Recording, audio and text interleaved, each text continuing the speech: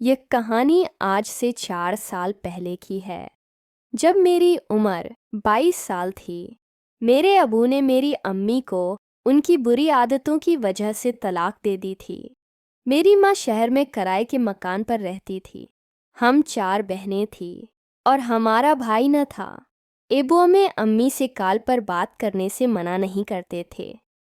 ہم چاروں بہنیں امی سے ہر روز بات کیا کرتی تھیں۔ شہر میں امی اپنی مرضی سے زندگی جی رہی تھی، نہ کوئی روک ٹوک تھی اور نہ ہی کسی کا خوف۔ جب میں امی سے کال پر بات کرتی تھی تو امی مجھے کہتی تھی کہ تم چاروں بہنیں میرے گھر آ جاؤ، یہاں میں تم لوگوں کے سہارے زندگی گزار لوں گی۔ میں یہاں بہت زیادہ اکیلی ہوں۔ مجھے میری ماں پہ بڑا ترس آتا تھا اور ساتھ ہی ابو پہ غصہ بھی کہ انہوں نے میری ماں کو در در کی ٹھوکریں کھانے کے لیے طلاق دے دی۔ لیکن میں نہیں جانتی تھی کہ میری ماں کیسی عورت ہے۔ ایک دن ابو سے میں نے کہا کہ ہمیں کچھ دنوں کے لیے امی کے گھر چھوڑ آئے۔ ابو نے جیسے ہی یہ بات سنی وہ ہمیں مارنے پیٹنے لگ گئے اور امی سے کال پہ بات کروانا بھی بند کر دیا اور ہمارا گھر سے باہر نکلنا تک ختم ہو گیا۔ ہم ابو کی ایسی پابندیوں سے تنگ آ چکی تھیں۔ میں نے سوچ لیا تھا کہ جیسے ہی موقع ملا میں اپنی امی کے پاس چلی جاؤں گی، اور ایک دن موقع ملتے ہی میں شہر میں آ گئی۔ ایک رات تقریباً 2000 کے قریب میری آنکھ کھلی دوسرے کمرے سے۔ مجھے کچھ آوازیں سنائی دی۔ میں نے اس کمرے کی کھڑکی سے اندر کی طرف جھانکا تو میرے پیروں تلے سے زمین نکل گئی۔ کمرے میری ماں کے ساتھ 2 آدمی تھے۔ میری ماں کبھی ایک کے پاس چلی جاتی تو کبھی دوسرے کے پاس۔ ان دونوں نے ماں کو 10,000 دے دیے۔ کافی دیر تک میں یہ سب دیکھتی رہی۔ جب وہ تینوں اپنی چڑپائی پر آ کر لیٹ گئی، صبح میں نے اپنی ماں سے ذکر تک نہیں کیا۔ 2 دن گزر گئے تھے۔ میں نے اپنی ماں سے پوچھا کہ اس رات کون لوگ آئے تھے۔ میری ماں سمجھ گئی کہ مجھے سب پتہ چل چکا ہے۔ یاس نے کہا، میری پیاری سی بیٹی، اس کام میں بہت مزہ ہے اور پیسے بھی بہت ہیں۔ بغیر محنت مشقت کے پیسے آتے ہیں اور ہم 2 وقت کی روٹی کھا لیتے ہیں۔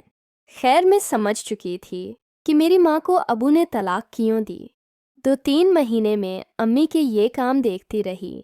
ایک رات ایک لڑکا آیا امی کے پاس۔ جب اس کی نظر مجھ پر پڑی تو اس نے امی سے کہا کہ میں تمہیں اس سے دوگنی رقم دوں گا، اپنی بیٹی کو منا لو۔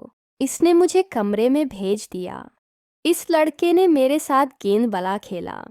جاتے ہوئے اس لڑکے نے بہت سارے پیسے میرے ہاتھ میں تھمائے اور کہا کہ کر پھر ملاقات ہوگی، اور ساتھ ہی یہ بھی کہا کہ میرے علاوہ کسی اور کے ساتھ مت کرکٹ کھیلنا، جتنے پیسے چاہیے ہوں مجھے بتا دینا۔ اگلے دن وہ پھر آیا۔ اب میں جلدی سے تیر ہو گئی۔ میں نے کوئی مزاحمت نہیں کی اور اس کے ساتھ میں چلی گئی۔ اسی طرح 2 مہینے 2 ہفتے میں 2-3 بار مجھے ملنے آتا تھا، اور ہر بار جاتے ہوئے وہ مجھ سے یہی الفاظ کہتا کہ کسی اور کے قریب مت جانا۔ تقریباً 2 ہفتے گزر گئے۔ وہ لڑکا مجھے ملنے نہیں آیا۔ مجھ سے صبر نہیں ہو پا رہا تھا۔ میں کسی بھی طرح اپنی پیاس بجھانا چاہتی تھی، اپنے وجود میں لگی آگ کو ٹھنڈا کرنا چاہتی تھی، لیکن مجھے بار بار اس کی بات یاد آ جاتی کہ میرے علاوہ کسی اور کے قریب مت جانا، اور میں رک جاتی تھی۔ لیکن اب مزید میں اس کا انتظار نہیں کر سکتی تھی، اور ایک رات میں اپنی پیاس بجھانے دوسرے لڑکے کے ساتھ کرکٹ کھیلی۔ اگلے دن رات کو وہ لڑکا ہمارے گھر آیا۔ میں بہت ڈری ہوئی تھی کیونکہ میں جانتی تھی کہ اس کو پتہ چل جائے گا۔ اس رات اس نے میری گردن چومنے کے لیے میرے بالوں کو پیچھے کی طرف کیا تو اسے وہاں کچھ نظر آیا۔ وہ سب سمجھ گیا۔ جب مجھ سے پوچھا تو میں نے انکار کیا، اور اسی طرح بحث چلتی رہی۔ اس نے غصے سے دروازے پہ اپنا ہاتھ مارا اور چلا گیا۔ وقت گزرتا گیا اور میں نئے نئے لوگوں سے ملتی رہی۔ پیسوں کی لالچ نے مجھے اندھا کر دیا تھا۔ میں نے اپنا موبائل لیا۔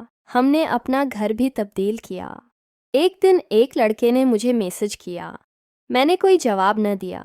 وہ روز مجھے میسج کرتا۔ ایک دن میں نے تنگ آ کے پوچھا کہ کیا چاہتے ہو تم؟ تو جواب ملا دوستی۔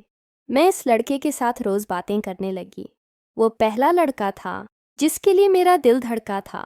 میں اسے اپنے گھر آنے کا کہتی تو وہ انکار کر دیتا اور کہتا کہ پہلے تم آؤ مجھے ملنے۔ اس قدر اندھی ہو چکی تھی کہ میں نے کہا ٹھیک ہے۔ کچھ دنوں کے بعد میں اسے ملنے کے لیے تیار ہوئی۔ جب جانے لگی تو موبائل پر میسج کی گھنٹی بجی۔